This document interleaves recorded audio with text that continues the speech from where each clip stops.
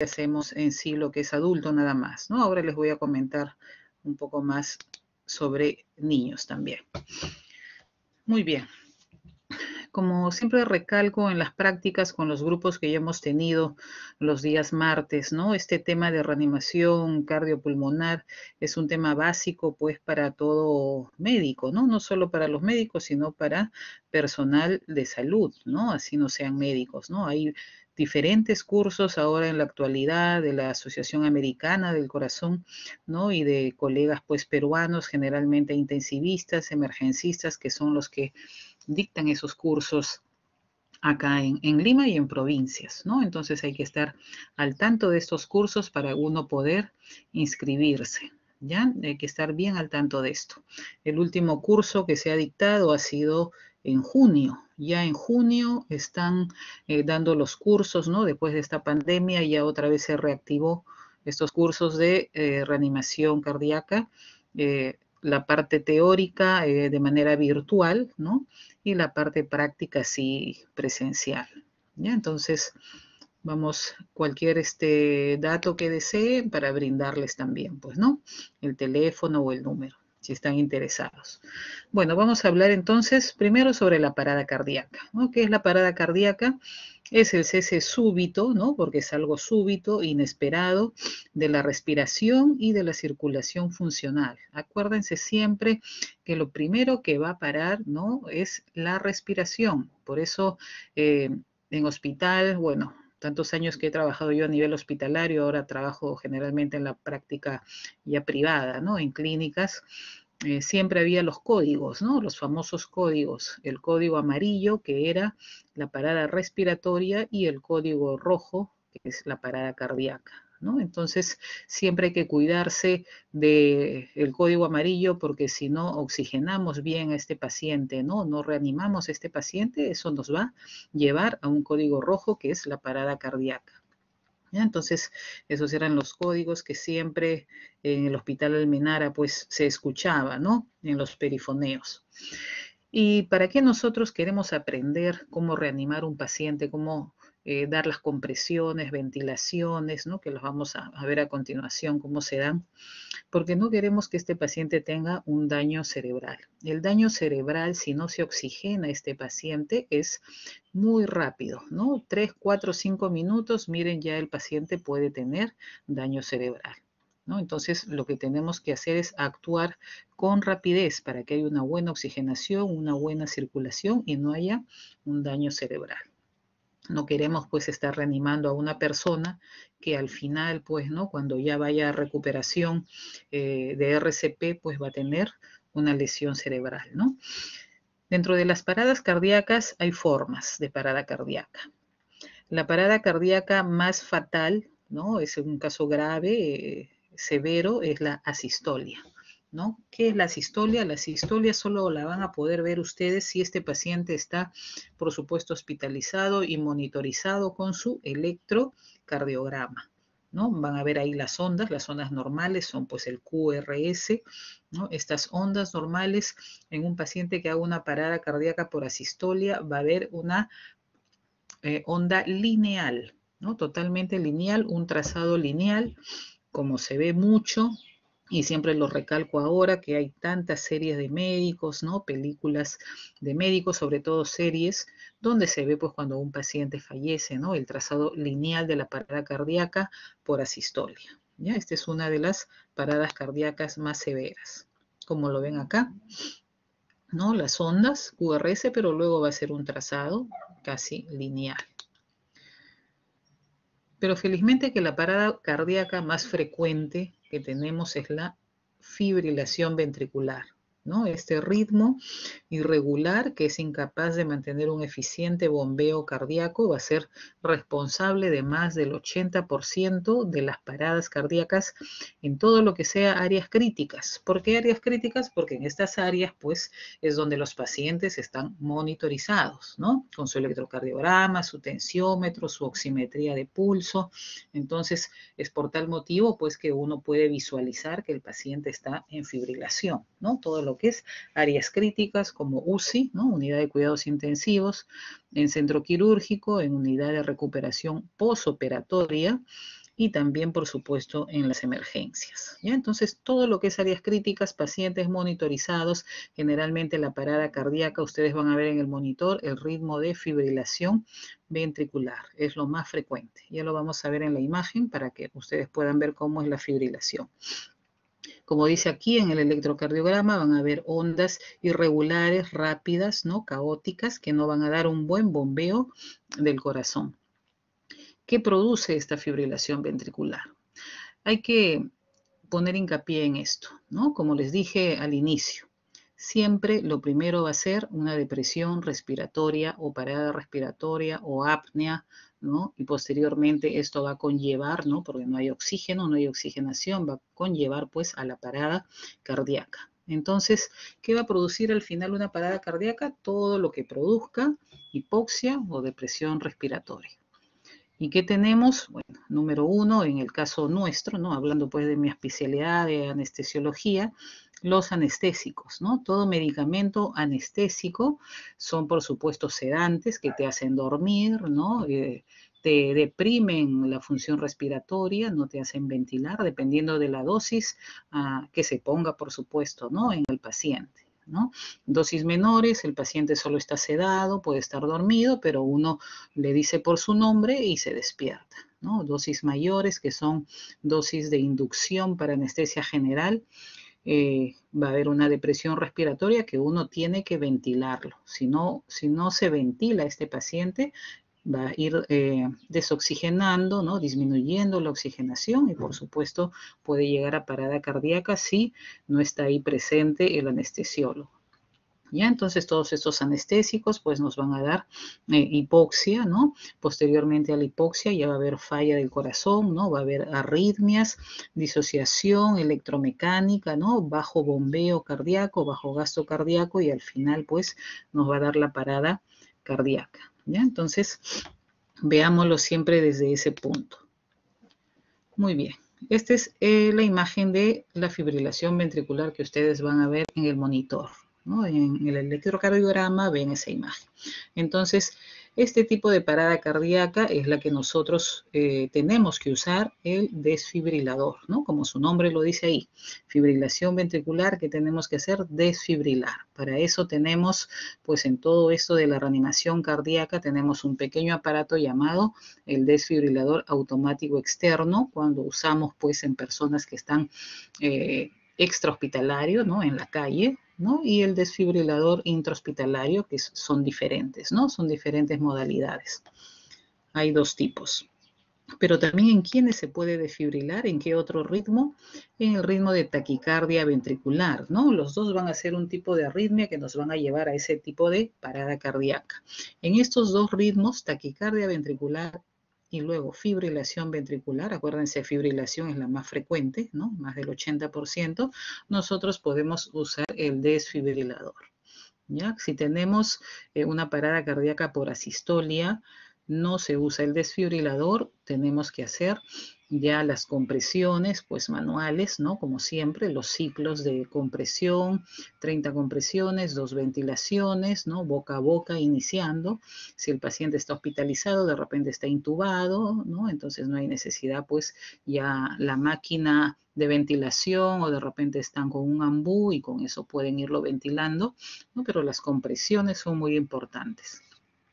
En asistolia no usamos el desfibrilador, lo hacemos manualmente o si no también ya va lo que es la reanimación cardíaca avanzada, ¿no? Con medicamentos ya necesarios pues para este tipo de parada cardíaca. Muy bien, las causas, la hipoxia, ¿no? Siempre va a ser la causa inicial y final del paro, la hipoxia. Cualquier patología que nos genere una hipoxia, ¿no? Desde una obstrucción respiratoria, ¿no? Hasta también, pues, por supuesto, luego las causas cardíacas. En paciente adulto, la causa cardíaca, pues, más frecuente que nos da una parada cardíaca es el infarto, ¿no? El infarto agudo de miocardio por oclusión coronaria, ¿no? Pacientes que sean cardíacos con mayor razón, ¿no? Pueden tener arritmias, pueden haber ingerido dosis altas de su medicación, ¿no? Por ejemplo, el isoproterenol y el propanolol, como ven acá, son medicamentos beta bloqueadores. ¿Qué hacen estos medicamentos? Disminuyen la frecuencia cardíaca, ¿no? Nos disminuyen la frecuencia cardíaca, entonces poco a poco nos pueden desoxigenar y con la frecuencia cardíaca baja, peor todavía, ¿no? Entonces, pacientes que son cardíacos hay que tener mucho cuidado con ellos, ¿no? Tienen que estar con su tratamiento siempre. Otra etiología, como les dije, respiratoria, ¿no? Ya puede ser por obstrucción de vías aéreas, cuando el paciente se aspira, ¿no? Vómitos, si es un paciente que está viene por accidente de tránsito, puede aspirarse con la sangre. Si ha comido alimentos muy grandes, ¿no? También hay obstrucción de vías aéreas ahí. El espasmo laringio, ¿no? En el momento, por ejemplo, para nosotros es muy frecuente cuando damos anestesia general y tenemos que intubar a los pacientes, ¿no? Hay pacientes que tienen diferentes reacciones y nos pueden hacer un espasmo laringio, entonces la glotis se nos cierra y este paciente hace un espasmo. Hay que poner pues medicamentos para que esto abra, ¿no? Nos abra la glotis, revertamos esta sintomatología y podamos intubar bien a este paciente, ¿no? Esto nos puede pasar tanto a la intubación, ¿no? Al inicio de la anestesia, como sobre todo a la extubación, ¿no? Cuando sacamos ya el tubo endotraqueal y tratamos de que el paciente ya ventile por sí solo, ¿no? Esas son las dos facetas un poco más difíciles en sí de la anestesia. Depresión del sistema respiratorio, ¿no? Cuando hay pacientes tequiados, ¿no? Con traumatismos, anestésicos, como ya les dije, cuando uno toma barbitúricos. ¿Por qué? Porque te deprime la función, ¿no? La función respiratoria, la función cardíaca. Narcóticos, insuficiencia neuromuscular, generalmente cuando tienen enfermedades que producen una insuficiencia neuromuscular. ¿Qué quiere decir? Que la musculatura poco a poco no les va a funcionar. Lo que debemos tener mucho más cuidado es cuando no funciona el músculo diafragma, ¿no? Que es el músculo de la respiración. Es ahí que tenemos que nosotros tener más cuidado con estas enfermedades, ¿no? Sobre todo esta enfermedad ya conocida que es la miastenia gravis, ¿no? Que se da generalmente en gente joven, ¿no? Que es reversible felizmente, pero va a depender, pues, ¿no? De cómo se diagnostique. Uso de relajantes musculares, esto generalmente lo usamos nosotros como anestesiólogos, pero es para la anestesia general, ¿no? Para el proceso de intubación endotraqueal, ¿no? No se puede poner este medicamento si no tenemos todo lo necesario para ventilar a un paciente después de ponerle el tubo endotraqueal, ¿ya? Porque si no, con el relajante muscular el paciente no respira, ¿no? Es muy importante eso. Muy bien, vamos entonces a comenzar. ¿Qué tenemos que hacer? Generalmente vamos a ver aquí lo que podemos hacer en ayudar a una persona cuando está fuera, ¿no? Extrahospitalariamente. Cuando es intrahospitalariamente, ya saben ustedes que pues va a estar el médico tratante, va a estar el residente 1, 2, 3, el interno, ¿no? Y en sí pues todos los monitores y los aparatos pues necesarios pues para poder ayudar a este paciente, ¿no? Por supuesto la sobrevida si a uno le da una parada cardíaca en el hospital es mucho mayor, ¿no? En mayor porcentaje que cuando tenemos pues a una persona con este problema en la calle, ¿no? Por ejemplo aquí, ¿no? Si tenemos a una persona que se desmaya, está en una reunión, ¿no? Está al lado de ustedes y se desmaya, ¿no? ¿Qué tenemos que hacer? ¿Cómo evaluamos a este paciente? Lo primero es evaluar la conciencia. ¿De qué manera le evaluamos? Agarrándola de los hombros, ¿no?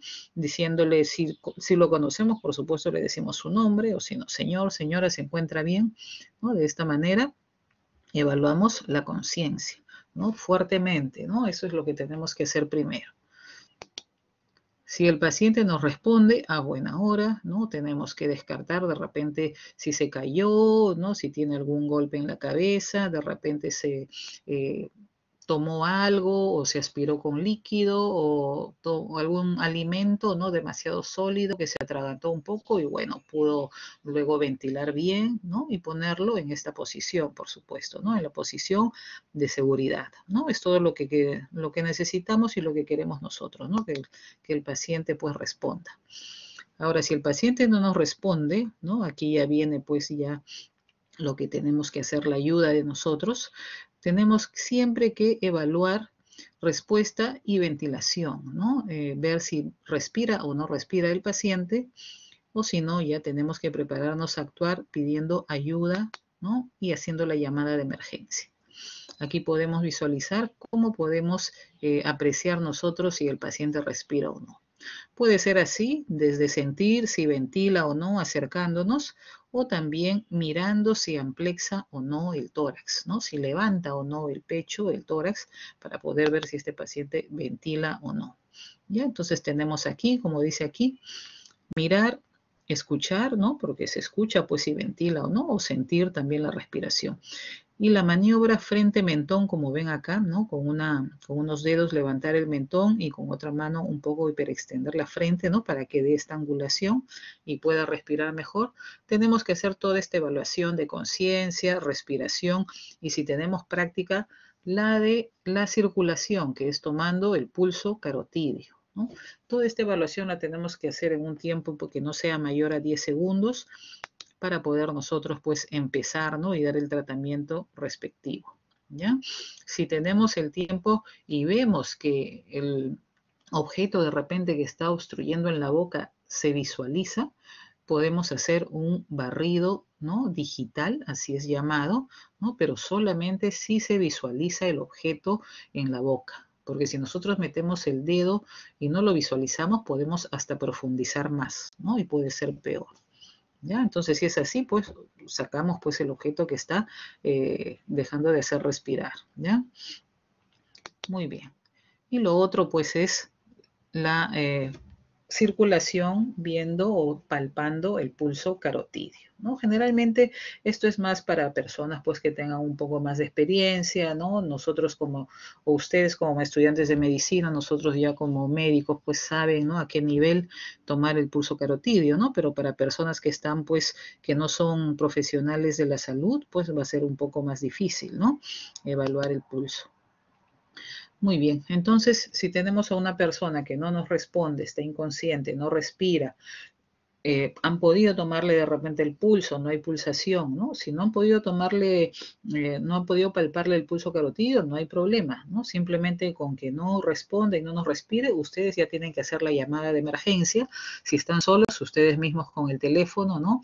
Llamar al 106, al SAMU o al 116, que son los bomberos, y decirle que tienen una persona inconsciente que no respira y que van a empezar ustedes con la reanimación cardíaca, ¿no? Que traigan un desfibrilador.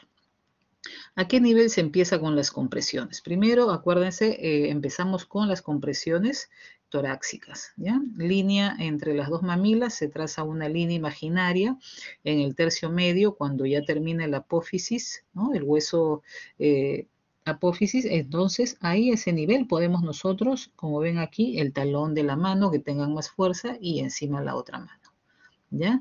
Primeramente eso. Luego, ¿cómo debe de estar el cuerpo? Como ven acá, ya hemos puesto el talón de la mano, ¿no? Encima de la otra.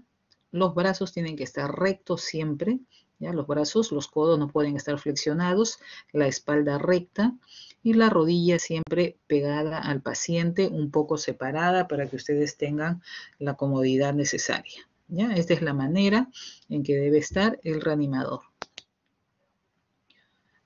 Aquí en esta imagen para que vean en sí dónde se tiene que poner el talón de la mano, ¿no? Línea intermamilar. Aquí está el hueso, ¿no? La apófisis sifoides, terminando a este nivel, como ven acá, es donde ponemos el talón de la mano, ¿no? Que justamente está la base, ¿no? Del corazón, ¿no? Donde tenemos que hacer las compresiones. Acuérdense siempre que hay que comprimir y también relajar, ¿no? Para que ese corazón bombee. Se comprime y se relaja, ¿no? Se levanta el talón. La fuerza que tenemos que dar es de forma vertical, unos 5 centímetros, ¿no? Como quien comprime el corazón contra la columna vertebral. Una fuerza de 35 a 45 kilos y una frecuencia de 100 hasta 120 compresiones por minuto, ¿no? Ya ahora en el último año, este 2020, son hasta 120 compresiones por minuto.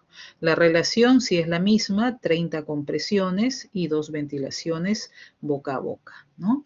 Si tenemos de 100 a 120 compresiones por minuto, más o menos unas 30 compresiones la tenemos que dar en unos 18 segundos y la ventilación boca a boca va a ser una ventilación por segundo.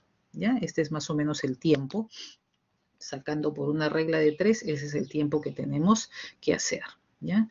En condiciones óptimas, las compresiones van a movilizarnos del 30-40% del flujo sanguíneo, ¿no? Que es bastante, es 1.5 litros en el adulto, y nosotros tenemos pues dentro de nuestro organismo 4.5 a 5 litros, ¿no? Entonces es regular lo que nosotros hacemos circular y de esta manera oxigenar cuando hacemos una buena compresión, ¿no? Igualmente aquí, como se ponen las manos, el brazo.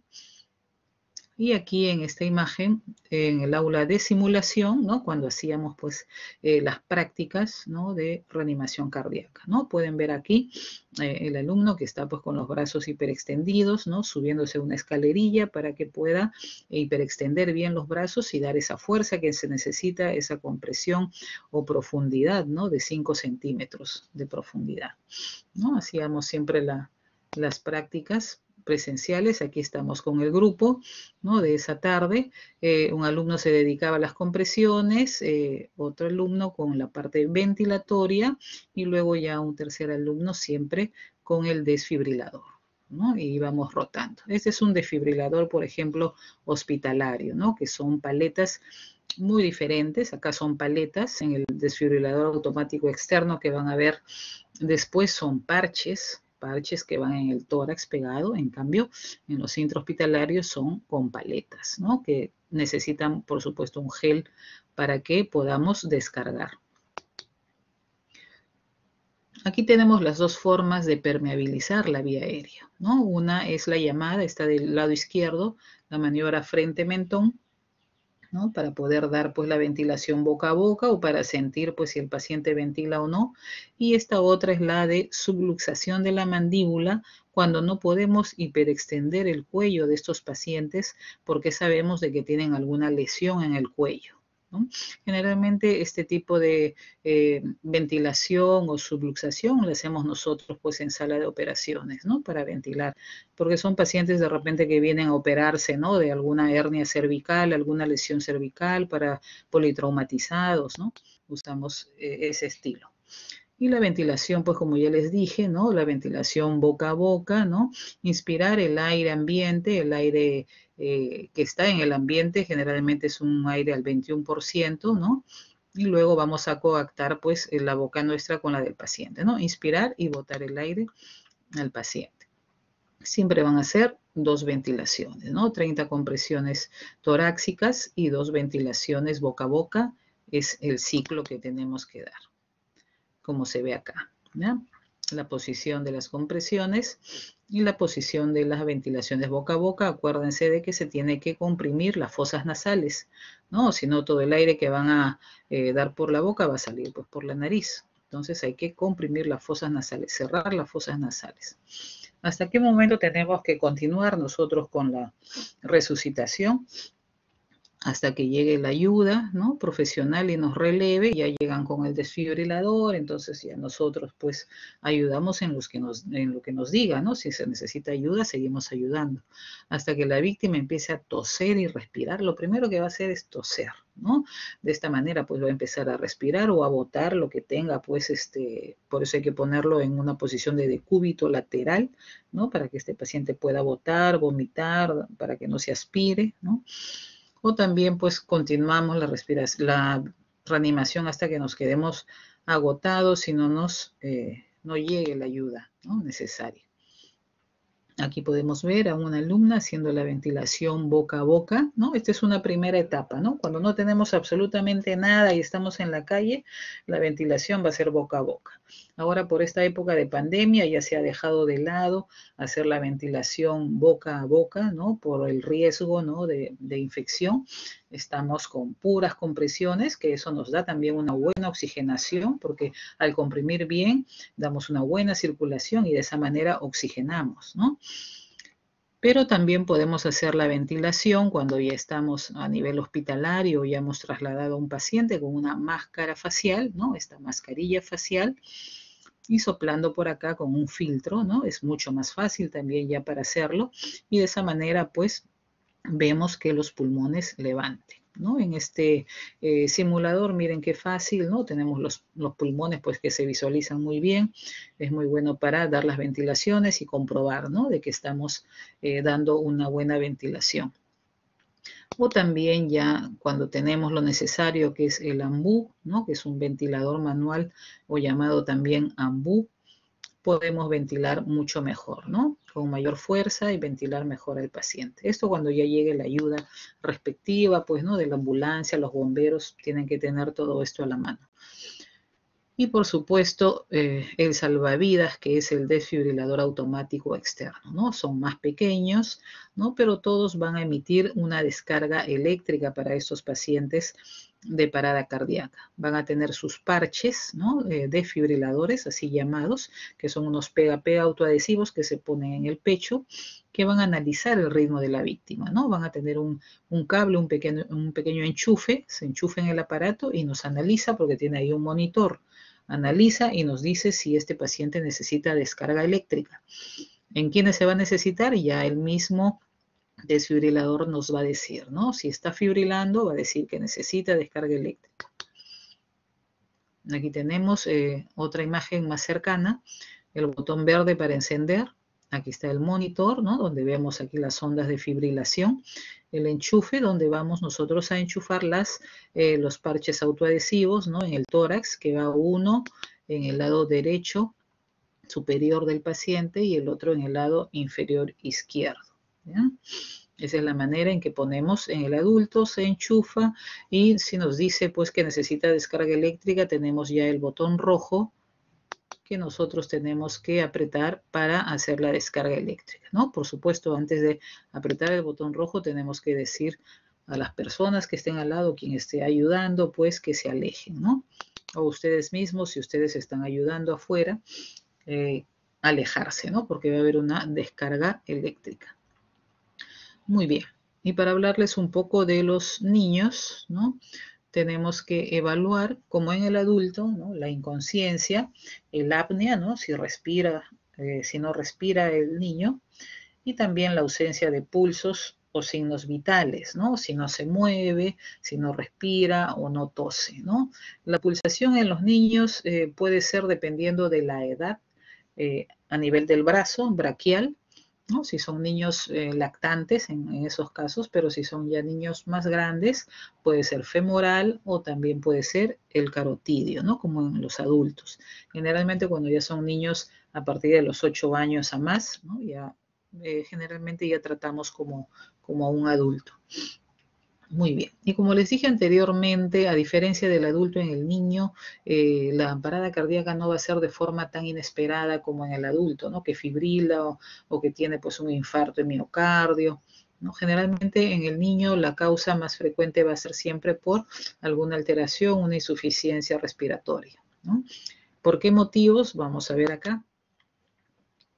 Por ejemplo, en los lactantes, ¿no? Cuando son pequeños, las causas puede haber síndrome de muerte súbita, ¿no? Cuando se le da la leche, ¿no? Ya sea el biberón o la leche de pecho, ¿no? Y no se le saca muy bien el chanchito o ha tomado demasiado, se puede aspirar este niño, ¿no? Se le hace dormir, se le pone ya sea boca abajo o de costado, ¿no? Y se puede aspirar, ¿no? Entonces, en esto está la síndrome de muerte súbita.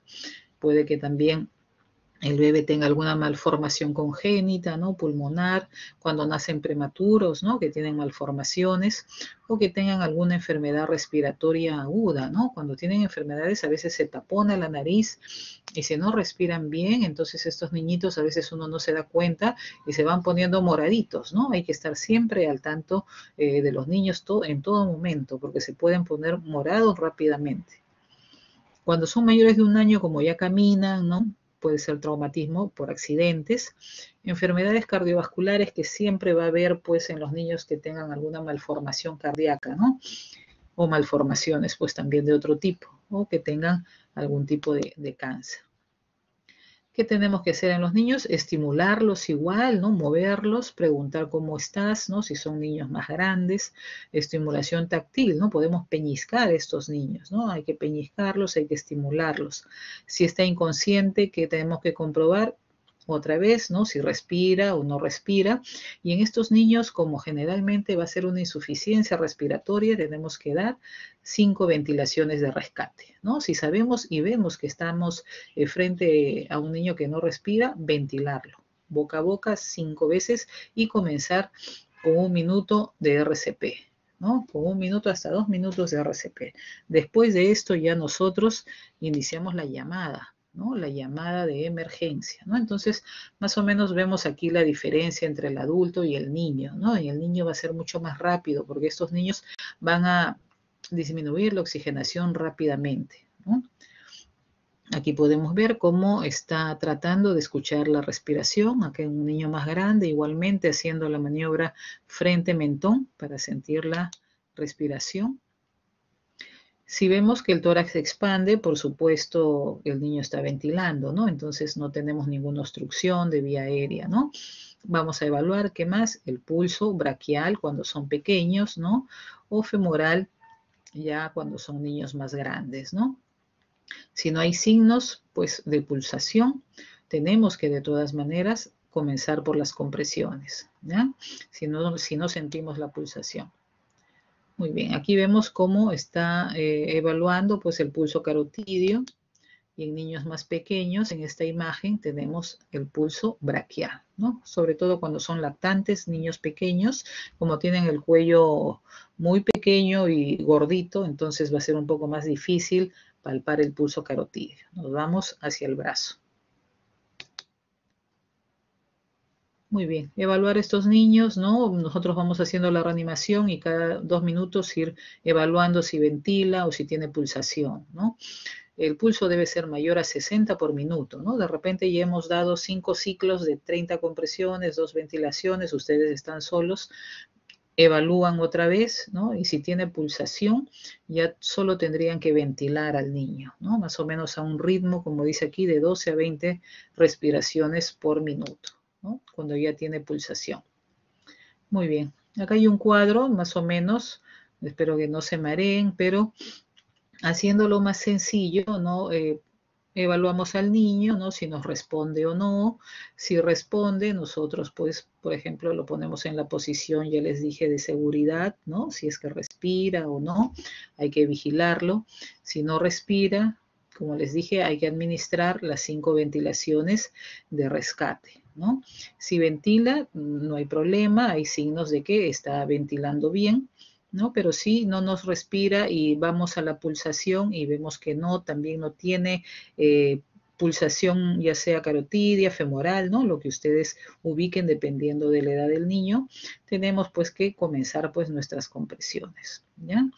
Aquí también en el niño hay una diferencia en lo que es la desfibrilación, ¿ya? La desfibrilación, dependiendo de la edad del niño, los parches autoadhesivos, como ven en esta figura de acá, si son niños más grandes, se puede poner los parches autoadhesivos adelante, los dos, o si son niños pequeños, pues ya el desfibrilador va a ser más pequeño y los parches se pone uno en la parte anterior del tórax y otro en la parte posterior. Acá están las 5 ventilaciones de rescate. Y por supuesto las compresiones van a ser diferentes, ¿no? Es un niño, es más pequeño, cuando son niños de 2 años para arriba, ya damos no con los 2 talones de la mano, por supuesto, sino con uno solo, ¿no? Vamos a dar las compresiones con un solo talón de la mano, si son lactantes, ¿no? O más pequeños todavía, con 2 dedos, ¿no? Ya saben la línea intermamilar en el tercio medio, ¿no? Con 2 dedos vamos comprimiendo.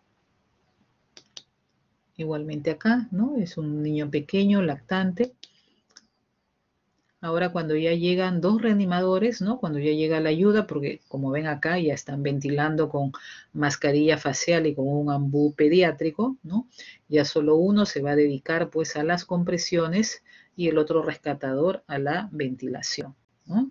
Y miren ya de otra manera, ¿no? Generalmente cuando ya son dos rescatadores, uno tiene que ir hacia la cabecera del paciente, ¿no? Siempre va a la cabecera del paciente el que se está dando vía aérea. Acá igualmente, ¿no? Por ejemplo, aquí ya vemos que está en esta primera imagen, ¿no? Está uno solo ventilando el paciente, ¿no? De repente ya el niño ya tiene pulsación, entonces se van a la parte ventilatoria nada más, y cuando ya viene la ayuda, miren, entre dos ventilan al niño, ¿no? Uno agarra la parte de la mascarilla y el otro va ventilando con el ambu, ¿no? Podemos ver acá, para que sea, pues, para que ustedes puedan dar una mejor ventilación, ¿no? Muy bien, en lo que es del desfibrilador, como les dije, hay una pequeña diferencia, ¿no? Cuando son niños de 8 años para arriba, que ya se trata hasta con desfibrilador de adulto, ¿no? En ellos sí se les puede poner los parches autoadhesivos, los dos, a nivel del tórax anterior, ¿no? En la parte anterior. Pero en menores de 8 años de edad, ¿no? La descarga también va a ser diferente, va a ser de 50 a 75 joules y se va a utilizar un desfibrilador pediátrico, ¿no? Todo esto es cuando es menores de 8 años. Cuando es mayores de 8 años, la descarga va a ser ya como un adulto, ¿no? A partir de 150 joules y se puede utilizar pues el desfibrilador de adulto, ¿no? Igualmente se puede poner los dos parches, ¿no? Desfibriladores, como ven acá, ambos en la parte anterior del tórax, ¿ya? Cuando son más pequeños, acá está la imagen, ¿no? Los parches se ponen pues uno en la zona anterior y el otro en la parte posterior, ¿ya? Y el desfibrilador también es totalmente diferente, ¿no? La llamada de emergencia, generalmente nosotros pues lo que usamos es el servicio de atención médica de urgencia, ¿no? Que son las ambulancias, ¿no? A nivel nacional, el SAMU con el 106 y los bomberos, ¿no? Con su central de emergencias que es el 116, ¿ya? Esos son los dos números a los que nosotros hacemos la llamada de emergencia. Bueno, aquí son los videos que generalmente ya en la parte práctica, ¿no? Es lo que ya hemos visto, el video de RCP, ¿no? De soporte vital. Ya eso lo vamos a ver con los grupos que todavía no hemos hecho en la parte práctica, ¿ya? De los martes. Y vamos a ver un poco de atragantamiento, ya para terminar con la teoría, en lo que es obstrucción de vía aérea, ¿no? En la parte práctica también lo vemos, pero vamos a hablar un poquito más. Bueno, el signo universal del atragantamiento, de la obstrucción, ¿no? Cuando comemos grandes trozos de comida, miren encima con vino, ¿no? De repente la persona está un poco mareada, entonces come rápidamente y se atraganta, ¿no? Hay que tener mucho cuidado con esto, ¿no? Ese es el signo universal de atragantamiento. Pero nos podemos obstruir con cosas muy sencillas, desde la saliva misma, ¿no? Yo personalmente ya he tenido una obstrucción 2 veces, ¿no? Con la propia saliva. En un momento en que uno está conversando, ¿no? Se echa un poquito y empiezo a toser porque pues me atraganto, ¿no? Con la propia saliva, ¿no? Entonces hay que tener bastante cuidado. ¿Qué tenemos que hacer? Toser, toser, toser. Siempre es eso lo primero, ¿no? Tratar de toser. Muy bien, miren desde dónde nomás nos podemos atragantar con la lengua, ¿no? Pacientes sobre todo que sufren de apnea obstructiva, ¿no? Del sueño, los pacientes roncadores, ¿no? Que se obstruyen con la misma lengua, ¿no? Y que generalmente cuando duermen pues pueden llegar hasta una oxigenación de 80%, 84%, ¿no? Hay que tener mucho cuidado con eso porque en algún momento pues se pueden obstruir, ¿no? Estos pacientes deben de dormir, o estas personas en sí, ¿no? Porque no son nuestros pacientes, deben de dormir semi sentados, ¿no? No es bueno que duerman totalmente, por decir, sin almohada, ¿no? Porque se pueden obstruir peor. ¿Ya? Estos pacientes sufren de apnea respiratoria. Estos pacientes se operan en muchos casos, ¿no? Nosotros que estamos en sala de operaciones he visto a muchos varones, sobre todo, generalmente son varones que se operan, pues, ¿no? De la apnea obstructiva. Bueno, también con la epiglotis, ¿no? Objetos extraños, esto es pues lo que nos alimentamos o cuando los niños pues que se meten cositas a la boca, ¿no? También causa obstrucción de la vía aérea. Algunos daños de los tejidos, esto es ya en pacientes pues que vengan por algún traumatismo, ¿no? o enfermedades también, pues, ¿no? Enfermedades, por supuesto, respiratorias, ¿no? Que nos causan una obstrucción de la vía aérea. ¿Y qué otros factores son asociados? El elevado nivel de alcohol en sangre, ¿no? Cuando uno come muy grandes trozos de alimentos, prótesis dentales, hay que tener mucho cuidado con esto, ¿no? Porque los dientes se pueden mover y uno pasarse los dientes. Traumatismo facial, ¿no? Nos aspiramos pues con la sangre. Puede uno regurgitar cuando está haciendo la maniobra de RCP, ¿no? Pero lo principal es hacer la reanimación. No hay problema si el paciente vomita, se aspira, ¿no? Tenemos nosotros que seguir haciendo las maniobras de RCP. Y en niños cuando ingieren pues cuerpos extraños, ¿no? El algoritmo del OVACE, ¿no? Obstrucción de vía aérea, hay que evaluar primero, ¿no? Su severidad, ¿no? Si es una obstrucción parcial, que tosa, ¿no? Como ya les dije, animarlo a toser, ¿no? Y siempre, bueno, si podemos tomarle el pulso, ¿no? Y ver que no esté casi desmayándose, ¿no? O oxigenando bien, por lo menos con la pulsación, ¿no? Pero animarlo a que tosa cuando es una obstrucción parcial. Si es obstrucción parcial, el paciente va a poder toser. Si es una obstrucción severa, ya poco a poco va a dejar de toser, ¿no? Porque ya la obstrucción está siendo un poco más severa. El paciente va a estar consciente primero, al inicio. ¿Qué hacemos? Decimos que tosa. Si ya no puede toser, tenemos que darle los golpes a nivel interescapular, ¿no? En la espalda, entre las escápulas, 5 golpes, ¿ya? Y seguirle diciendo que tosa. Si no puede toser, ya tenemos que movilizar al paciente, echarlo, ¿no? Tratar de darle los 5 golpes, sino echarlo, porque si ya el paciente está inconsciente, ya nosotros tenemos que comenzar a hacer lo que es el RCP, ¿no? Iniciar el RCP. Ya si el paciente se va a desmayar, tenemos que iniciar a hacer el RCP con las compresiones torácicas y lo que es la ventilación, ¿ya? Aquí sí es importante nosotros visualizar la vía aérea, ¿no? Si en la vía aérea podemos visualizar que hay un objeto o el objeto, ¿no? Que está obstruyendo la vía aérea, nosotros hacemos, como les dije, el barrido, ¿no? Pero solo si se ve, si se visualiza, ¿no? Porque no queremos introducir con mayor profundidad el objeto extraño. Y bueno, y esta es la maniobra de Heimlich, ¿no? La muy conocida maniobra de Heimlich, cuando todavía, por supuesto, el paciente está consciente, pero que ya pues está dejando de toser, todavía podemos hacerle la maniobra de Heimlich, ¿no? En posición supina, ¿no?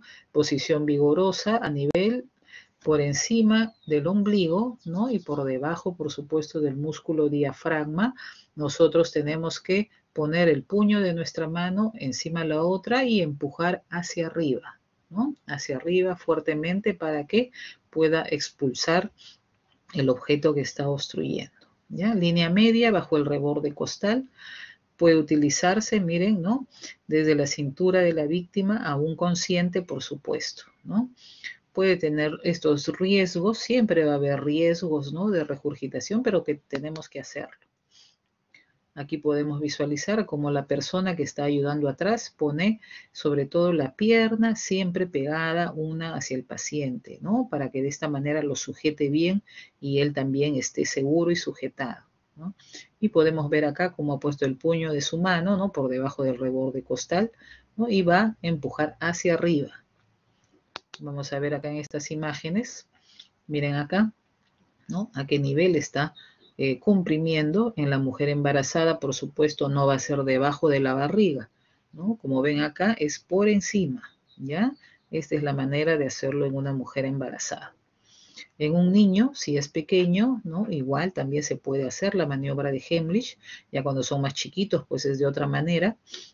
Y aquí esta es la manera de poner, ¿no? Se ve más cercano, debajo del reborde costal se pone el puño de la mano que tengan más fuerza y encima la otra y se comprime hacia arriba.